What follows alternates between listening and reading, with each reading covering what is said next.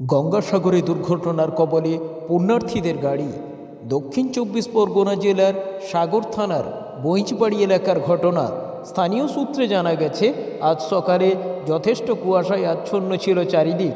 সেই সময় গঙ্গাসাগরের উদ্দেশ্যে রওনা দিয়েছিল একটি ম্যাজিক গাড়ি তীর্থযাত্রী নিয়ে। ঠিক সেই সময় বইঁচবাড়ির কাছে একটি বাসের সঙ্গে তার মুখোমুখি সংঘর্ষ হয়।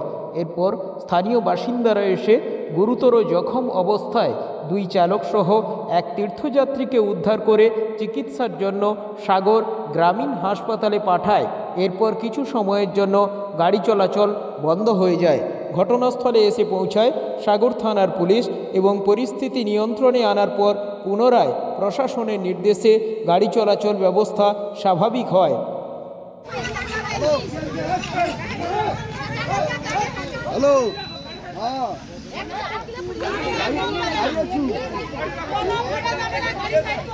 আমি তাপস কোথায় গেছি?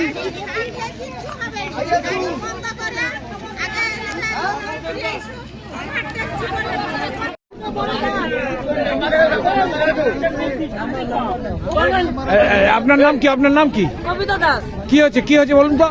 এখানে এক্ষুনি তো অ্যাক্সিডেন্টটা হলো। এক্ষুনি দুটো বড় বাস যাচ্ছিল, একটা বাস ও পাশে যাচ্ছিল, তার সাইড দিয়ে আর একটা বাস ওভারটেক করে বেরোতে গিয়ে এই ম্যাজিক গাড়িটাকে মেরে দিয়ে গেল। আর বেটা ছিল ধরো ধর না দেখি ধর চল